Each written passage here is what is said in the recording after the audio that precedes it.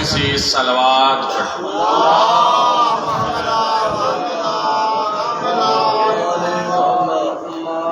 اپنے اپنے مرحومین کے اصالِ ثواب کے لیے ایک اونچی سی صلوات پڑھیں۔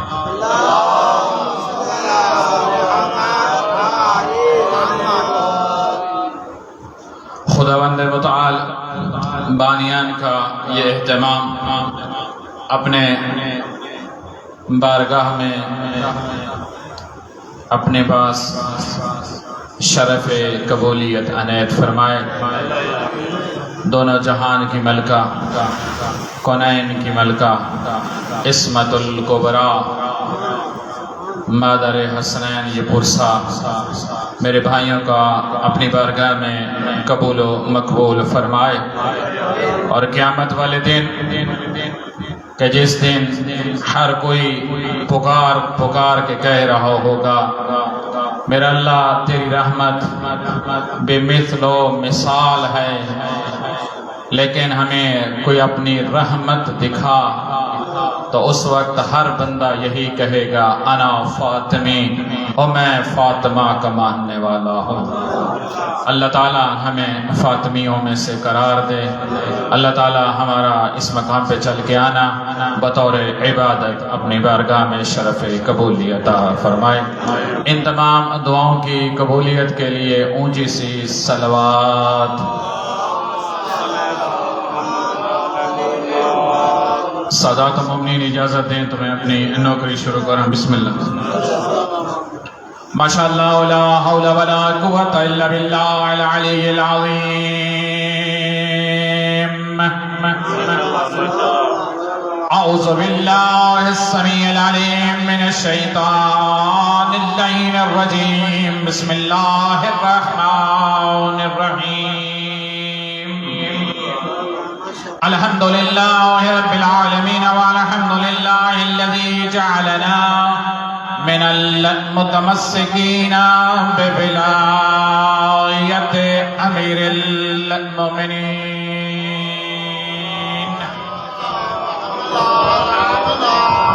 وبولایت اولادہ المعصومین، ثم الصلاة والسلام والتحیۃ والاکرام علی سیدنا و نبینا و شفیع ذنوبنا ابی القاسم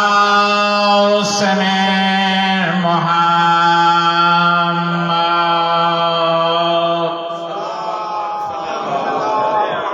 وآل بیتہ الطیبین الطاہرین المعصومین، لا سیما حجت ابن الحسن العسکری روحی وارواح العالمین لترا بمقدمہ الفداء، ولعنت اللہ علی اعدائهم ملعونین من الآن الى لقاء یوم الدین۔ اما بعد، بسم اللہ الرحمن الرحیم۔ یا ایہا الرسول بلغ ما انزل الیک من ربک وإن لم تفعل فما بلغت رسالتہ واللہ یعصمک من الناس۔ صلوات۔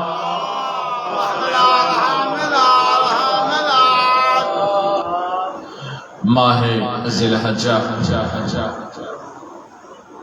اسلامی سال کے مطابق اسلامی سال کا آخری مہینہ، اور یہ وہ مہینہ ہے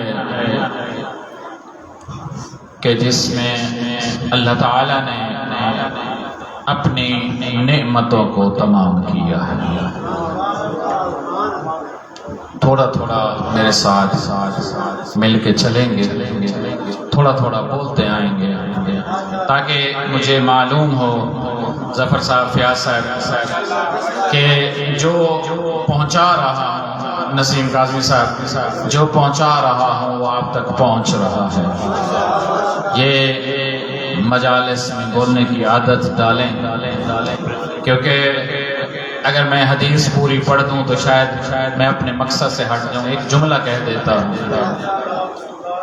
اللہ تعالیٰ نے قرآن میں یہی فرمایا ہے وَمَا خَلَقْتُ الْجِنَّ وَالْإِنسَ إِلَّا لِيَعْبُدُونِ۔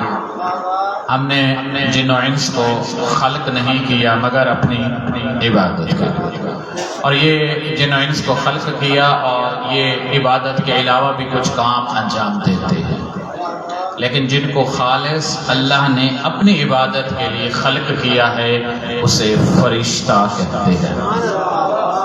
کبھی رکوع میں ہیں، کبھی سجود میں ہیں،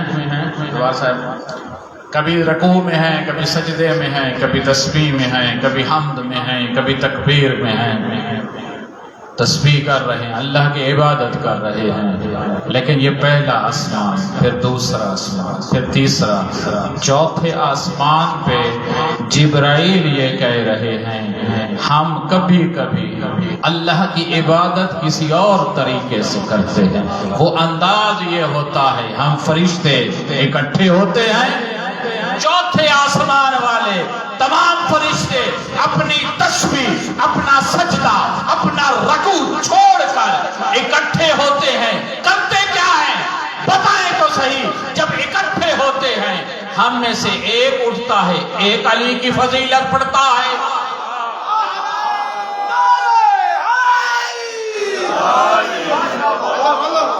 ایک فرشتہ اٹھتا ہے، ایک تسبیح پڑھتا ہے، ایک فرشتہ اٹھتا ہے علی کی ایک فضیلت پڑھتا ہے، اور یہ ہم علی کی فضیلتوں کو پڑھتے رہتے ہیں، پڑھتے علی کی فضیلتوں کو ہے۔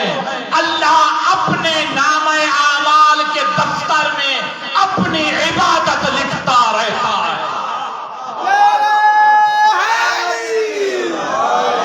اور یہ ہوتا کیوں ہے؟ یہ اس وجہ سے ہوتا ہے جس کو کالی کملی والے نے بتا دیا۔ میں ایک حدیث کے ساتھ اپنا یہ اس راستے سے ہٹ جاؤں، یہ کسی اور طرف مجھے لے کے جا رہی ہے۔ کالی کملی والے نے فرمایا ذکر علی ابن ابی طالب، جس بندے نے بھی میرے بھائی علی ابن ابی طالب کا ذکر کیا اس نے مجھ محمد کا ذکر کیا، اور جس نے مجھ محمد کا ذکر کیا اس نے اللہ کا ذکر کیا۔ وذکر اللہ عبادت، وہی ذکر خدا ہی تو عبادت بنتی ہے۔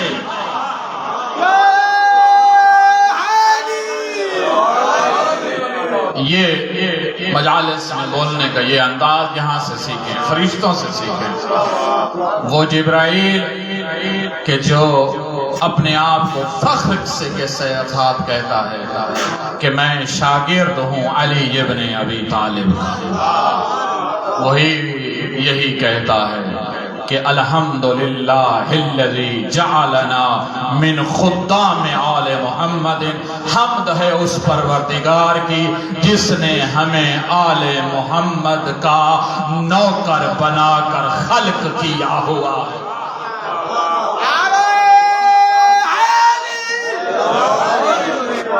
اور یہ جبرائیل عام فرشتہ نہیں ہے، عام فرشتہ نہیں ہے، اسے عام فرشتہ تصور نہ کیجئے گا، یہ کہیں گے کہ ایک عام سا فرشتہ نہیں میرے بھائی، سید الملائکہ۔ اب حدیث میں جائیں گے، حدیث کو جا کے مطالعہ کریں گے، حدیث کہیں گے سید الملائکہ، ملائکہ کا سردار ہے، بلکہ یوں کہوں ملائکہ میں جو سید ہے اسے جبرائیل کہتے ہیں۔ جو ملائکہ میں سردار ہے وہ کون ہے؟ جبرائیل۔ پھر جبرائیل مختلف نبیوں پہ آیا، مختلف گھروں کے دروازوں پہ آیا، مختلف عورتوں کے پاس آیا، اور مختلف عورتوں کے پاس آ کر اپنا تعارف کوئی اور کراتا رہا، جسے دنیا سیدۃ النساء العالمین قرآن کی روح سے کہتی ہے، جسے مریم ابن عمران کہا جاتا ہے۔ السلام علیکم، بسم اللہ، ایک سلوات پڑھے گا بابا سے بلا۔ مجلس انہوں نے پڑھنی ہے، میں نے اپنے صرف حاضری لگوانی ہے. میرا حکم ہے بانیان کی طرف سے، یہ ان کی محبت، ان کا احسان ہے کہ وہ مجھے اتنا ٹائم دے دیتے ہیں کہ میں تھوڑا سا ذکر علی ابن ابی طالب کر سکوں.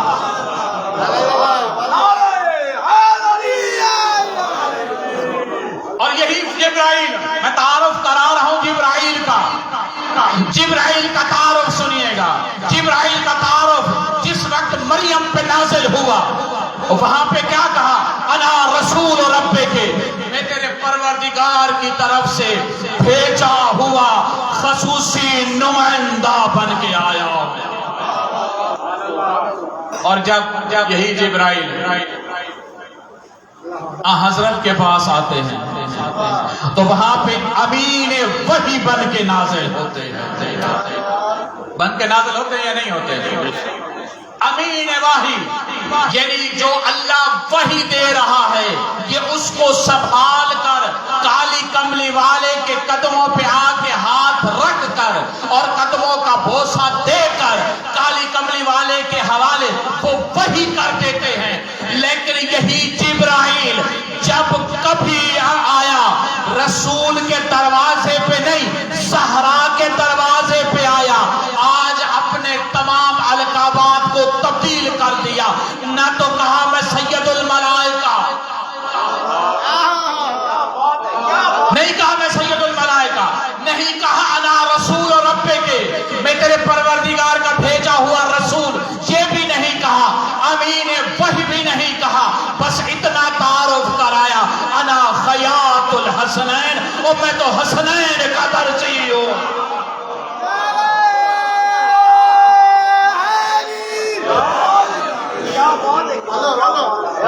اور یہاں پہ میں ایک فرق بھی بتاتا چلیں آپ کا مزاج بن گیا تو یہ فرق بھی آپ کے حوالے کر دوں. یہ جھوٹ اور سچ کیا ہوتا ہے جناب کہتا صاحب؟ ایک سکول کی اپنے مدرسے کی ایک باس منطقی آپ کے حوالے. جھوٹ اور سچ کیا ہوتا ہے؟ جھوٹ اور سچ یہ ہوتا ہے کہ آپ حقیقت کے علاوہ کوئی بول دیں اسے جھوٹ کہا جاتا ہے، حقیقت کے مطابق بول دیں تو کیا کہا جائے گا؟ یہ سچ ہے. آج ابھی مثلا 10:30 بج رہے، یہ کیا ہے؟ حقیقت، سچ. مجلس کا ممبر یہاں پہ لگا ہوا ہے. جناب کیسر واس صاحب خداوند متعال ان کی توفیقات خیر میں اضافہ فرمائے، اور یہ تشریف لا چکے. یہ حقیقت، یہ سچ. اگر میں اس کے مطابق بولوں تو میں سچا، اور اسی کو میں کہتا ہوں صادق. دنیا اسی کو صادق کہتی ہے، دنیا اسی کو سچا کہتی ہے. جو حقیقت کو مان لے اسے صدیق کہتی ہے. لیکن عصمت الکبریٰ کا مقام اس سے بالاتر ہے. وہ یہ ہے کہ ابھی کائنات میں وہ چیز آئی ہی نہیں تھی. بی بی نے ارادہ کیا، کائنات نے اپنے آپ کو کنیسی کے مقام پر آ کر جھک کر بی بی کے دروازے پہ آ کے بتا دیا صدیق اور ہوتا ہے، عصمت الکبریٰ اور ہوتی ہے.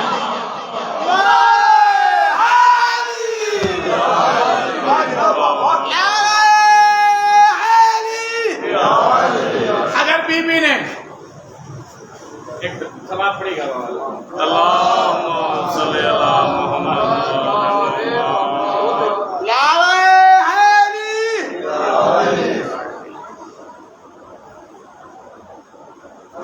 سید افضل صلوات اللہم صلی اللہ محمد. پرانے ذاکر جو ہوتے تھے نا وہ بغیر سپیکر کے پڑھ لیتے تھے. آج کل کے جو گلے ہیں نا یہ ڈالٹے کی قدر والی، یہ ساؤنڈ کے بغیر پڑھ سکتے. ایک سلوات پڑھیے گا بابا سے. میں یہی بتا رہا ہوں، اگر بی بی نے کپڑے درزی کو دیے ہوتے اور بی بی نے کہہ دیا ہوتا کہ آپ کے کپڑے درزی کے پاس ہیں تو بی بی بنتی صدیقہ. لیکن بی بی نے نہ کپڑے دیے، نہ درزی کو دیے، نہ درزی کا کہا، نہ جگہ کو بتایا، نہ مقام کو بتایا، نہ یہ بتایا کپڑے مدینے میں دیے تھے یا مکے میں دیے تھے. جاگے تھوڑا سا جاگے، رات کا ٹائم ہے تو جاگے. بی بی نے نہیں بتایا میں نے مدینے کے درزی کو دیے یا مکے کے، نہیں بتایا میں نے طائف کے درزی کو دیے ہیں یا حبشہ کے درزی کو دیے ہیں۔ بی بی نے کہا تمہارے کپڑے درزی کے پاس ہیں۔ یہ بی بی کا جملہ ختم ہونا تھا، کپڑے درزی کے ہاتھ پہ آ گئے تھے۔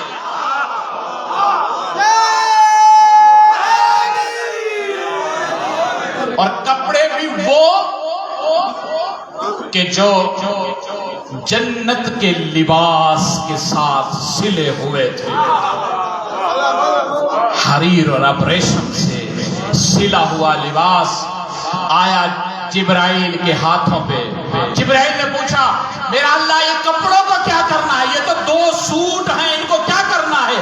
2 چولے ہیں، ان کو کیا کرنا ہے؟ کہاں لے کے جانا ہے؟ اللہ نے وحی کی لے کے جا میری کنیز کے دروازے پہ، اور وہاں پہ جا کے تعارف یہ نہیں کرانا انا سید الملائکہ انا رسول رب کے، یہ نہیں کہنا، بلکہ یہ کہنا ہے میں درزی بن کے آیا ہوں۔ اور وہ یہی بیوی جس کی عزت اتنی زیادہ ہے کہ میں کائنات قربان کروں، مجھے اپنی طلبگی کی ضمانت کے ساتھ کہہ رہا ہوں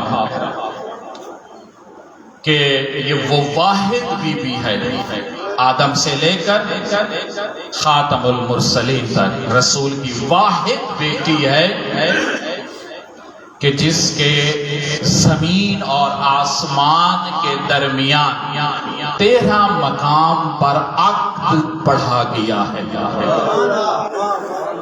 13 مقام پر، پہلا مقام وہ مقام جہاں پہ اللہ نے خود عقد کا صیغہ جاری کیا ہے۔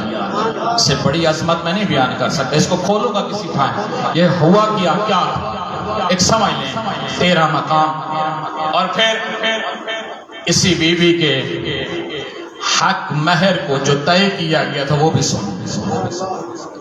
حق مہر بیوی کا یہ تھا کہ زمین کا جتنا پانی ہے یہ بیوی کا حق مہر، جتنا اس پانی کے علاوہ جہاں جہاں پانی وہ بیوی کی ملکیت، جو خشکی ہے وہ بھی زہرا کی ملکیت، پانی اور خشکی دونوں زہرا کی ملکیت۔ پھر میں ولایت عظمیٰ پہ اپنا سب کچھ قربان کر دوں، میرے ماں باپ قربان ہو ولایت عظمیٰ پر۔ یہی بطول ایک دن اپنے آنگن میں بیٹھی ہوئی تھی، سامنے تھے سرکار امیر المومنین صلوات اللہ وسلام علیہ، علی ولی اللہ تشریف فرما تھے۔ وہاں پہ میری بی بی نے فرمایا یا علی، اللہ نے میرے حق مہر میں یہ زمین اور آسمان میں جتنا پانی ہے وہ میرا حق مہر، اور خشکی جتنی ہے یہ میرے حق مہر ہے۔ یہ سب کچھ آپ کی خدمت میں میں بطور ہدیہ پیش کرتی ہوں۔ اس کی ایک شرط یہ ہے کہ جو بندہ بھی تیری ولایت کا منکر ہوگا اس کا اس زمین پہ چلنا بھی حرام ہے، پانی پینا بھی حرام ہے۔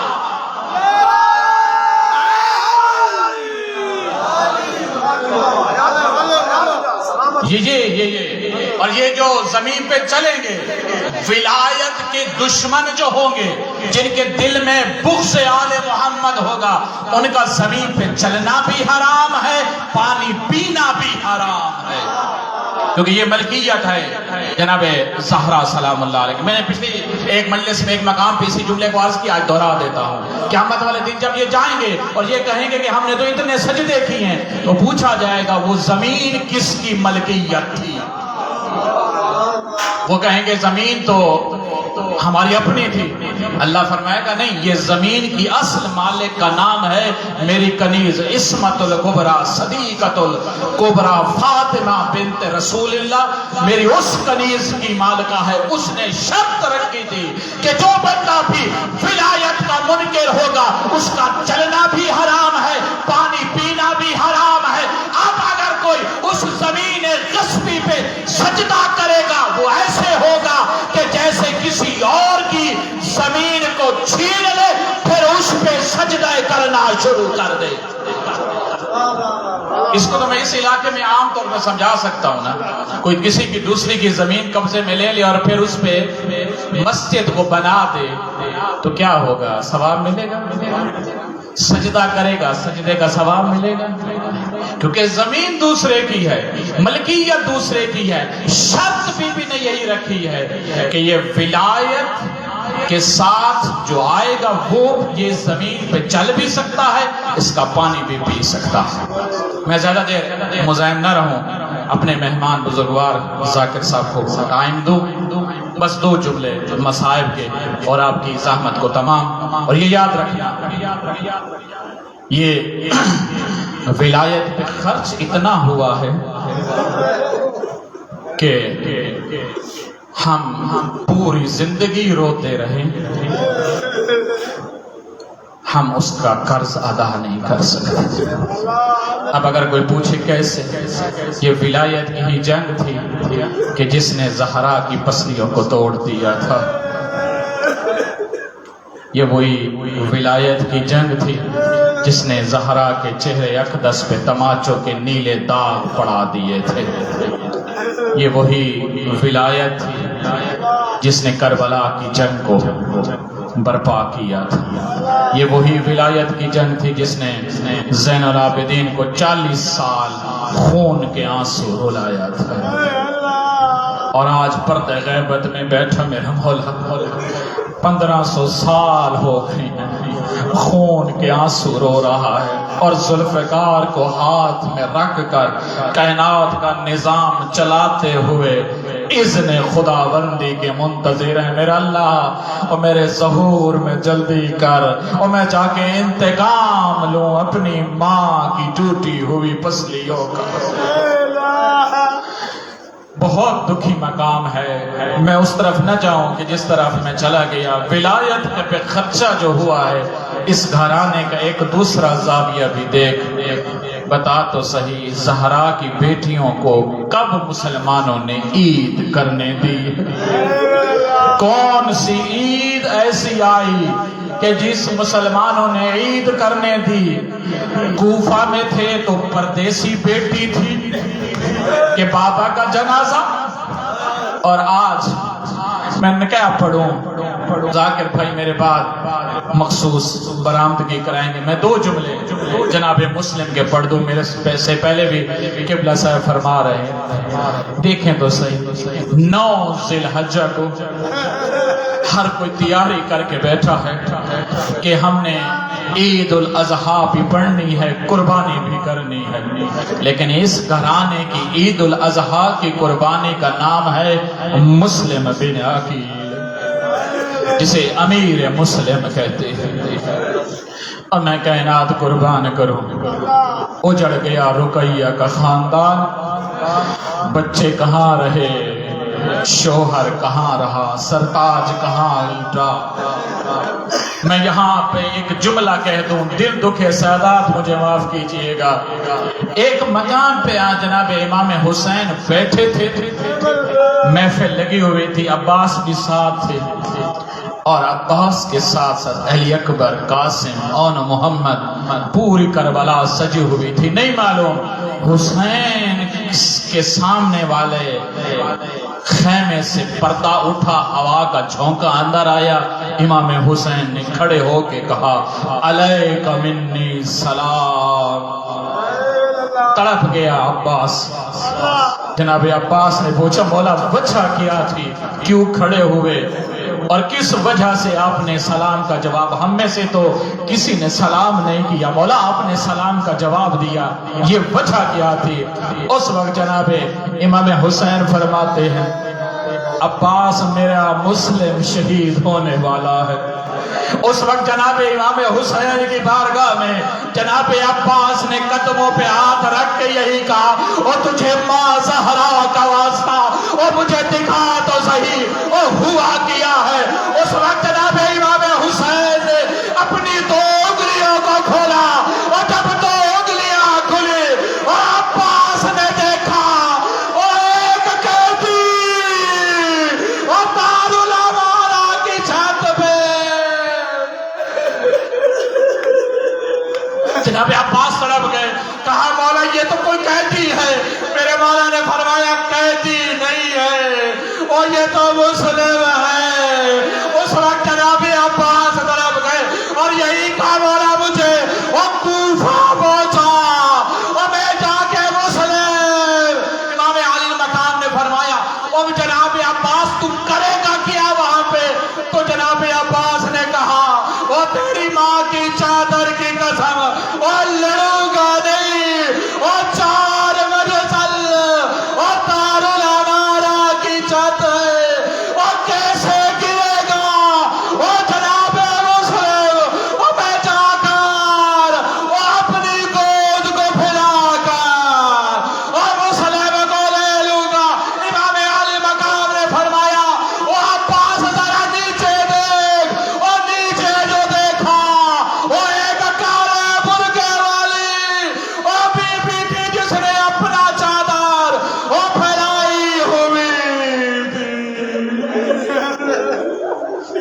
دو جملے